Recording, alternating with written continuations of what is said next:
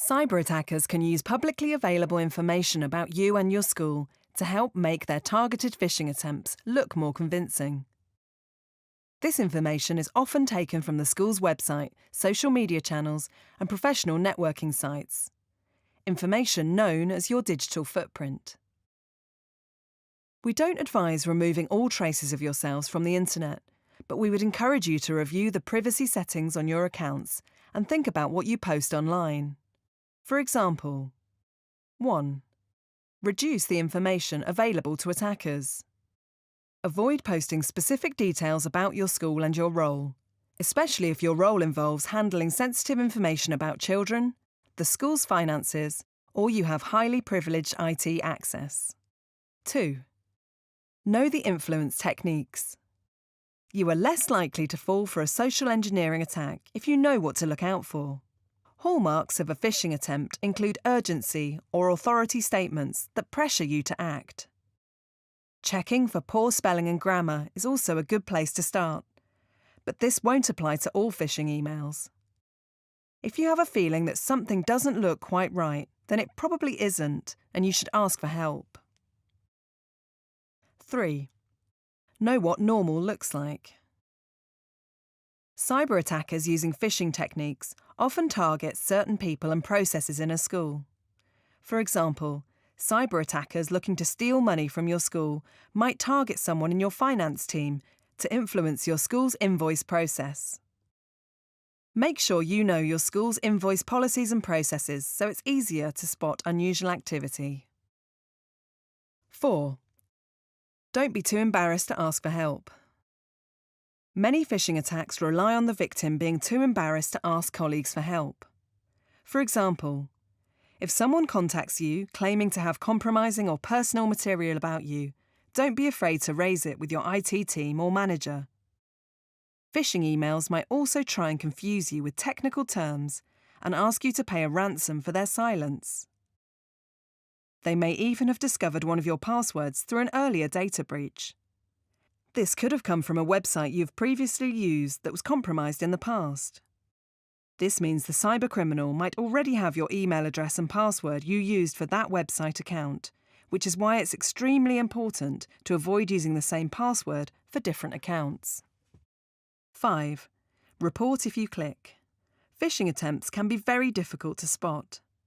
If you fall victim to one, don't panic.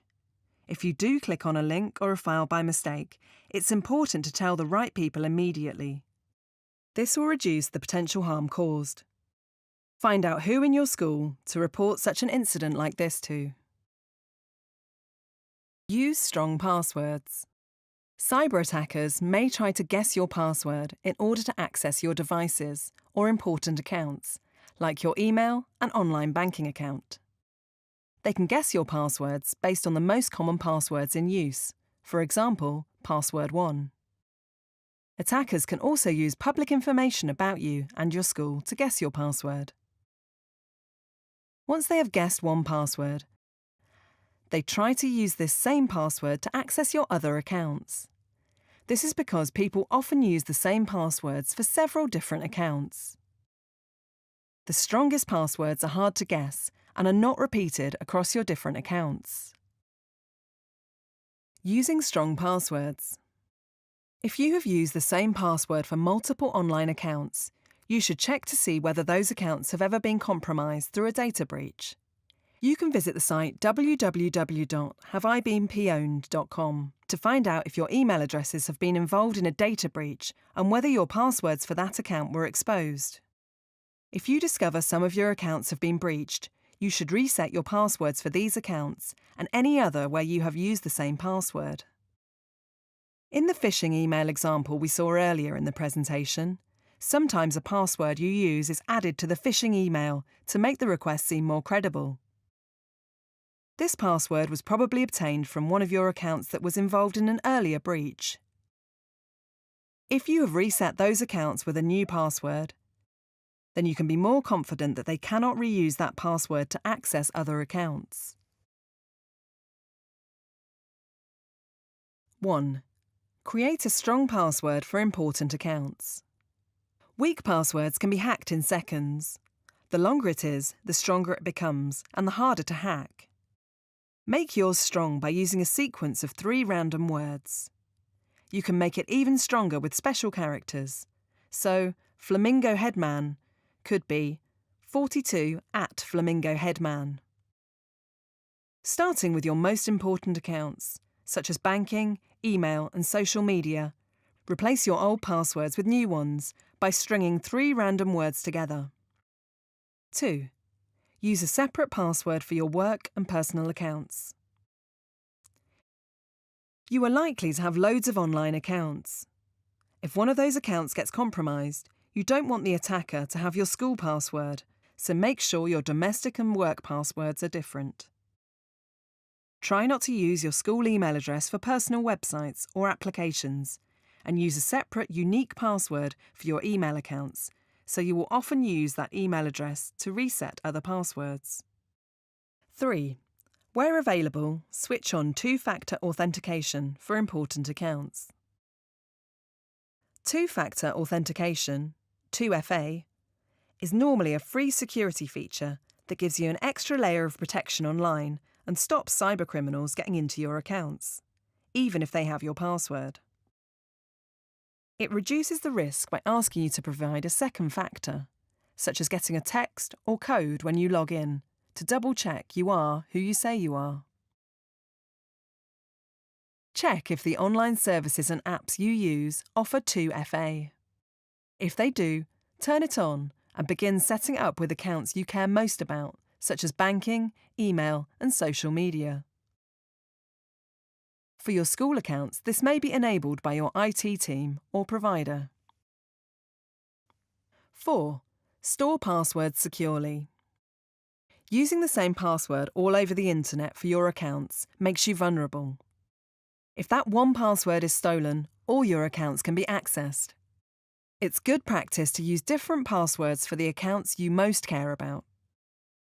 Remembering lots of passwords can be difficult, but if you save them in your browser or a password manager, you don't have to. Online service providers are constantly updating their software to keep your sensitive personal data secure. So store your passwords in your browser when prompted. It's quick, convenient, and safer than reusing the same password for all your accounts. If you do need to write a password down, make sure you lock it away in a secure place. Secure your devices. In this section, we will look at how you can protect both your school and personal devices. Whilst the device that you use for school is likely to be managed and protected by the IT team, there are some things you can do to ensure your device stays safe and secure. You might also access school data on your own devices or use external devices to store that data on. It is equally important that you keep those devices secure, as any cyber incident on them could impact on the cybersecurity of you and your school. Make sure that you are complying with your school's IT security policies if you are using your own devices or external storage. Secure your devices. 1. Do not ignore updates.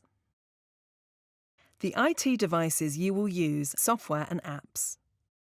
Software and apps will have flaws, some of which can be exploited, leading to security problems. When flaws are discovered, the manufacturer will normally fix them and send the fix out as a patch or part of an update. Attackers try to take advantage of those flaws when they find out about them before your school has had a chance to apply the fix. Your school may manage updates for you.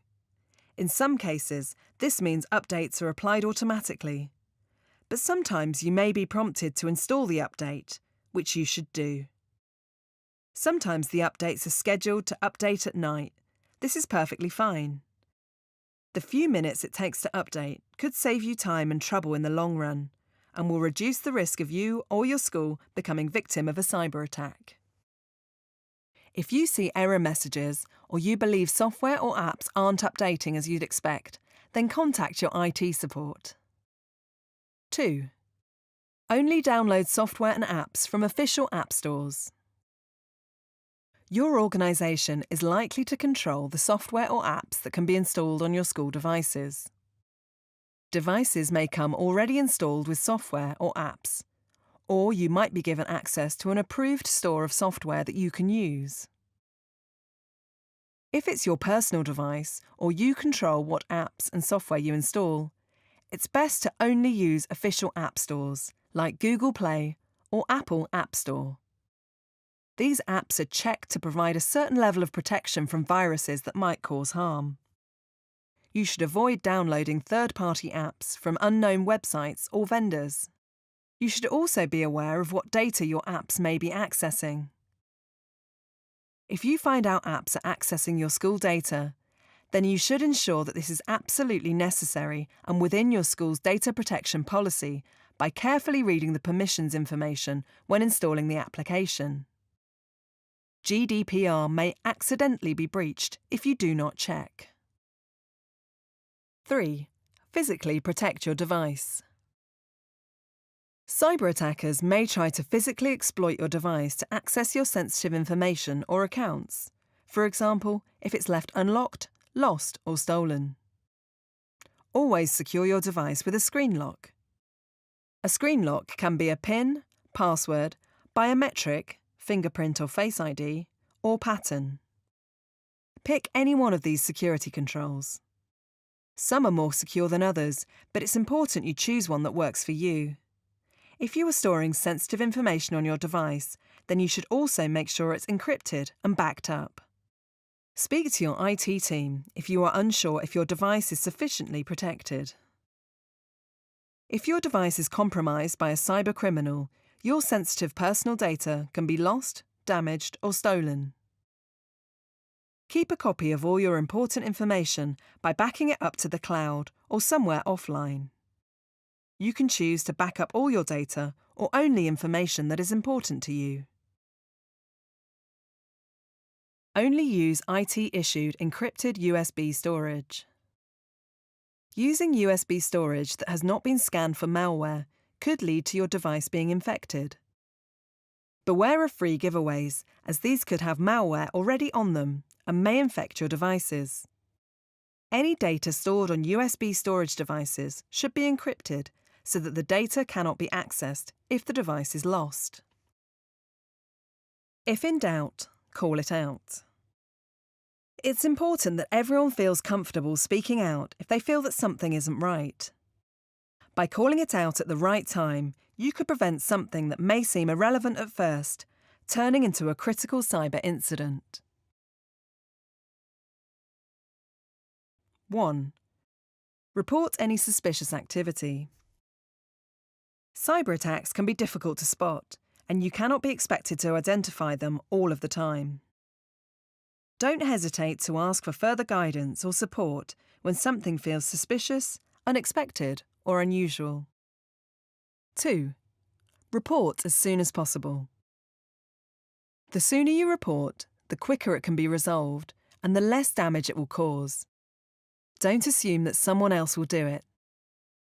Even if you suspect you've accidentally done something to contribute to the harm, like clicking on a dodgy link, please still report what's happened. Everyone makes mistakes. It's important to report them as early as possible. 3. Don't be afraid to challenge. Security that doesn't work for staff doesn't work. Don't be afraid to flag up policies or processes that make your job difficult. Summary and checklist. Hopefully you'll now understand some of the main threats and types of cyber incident that you or your school might experience. Also, you will have a good idea on how to protect yourself against those kinds of attacks. Here is a quick summary of the key points and things you should do as soon as possible. 1. Review the privacy settings for your social media, professional networking site, and app accounts. 2.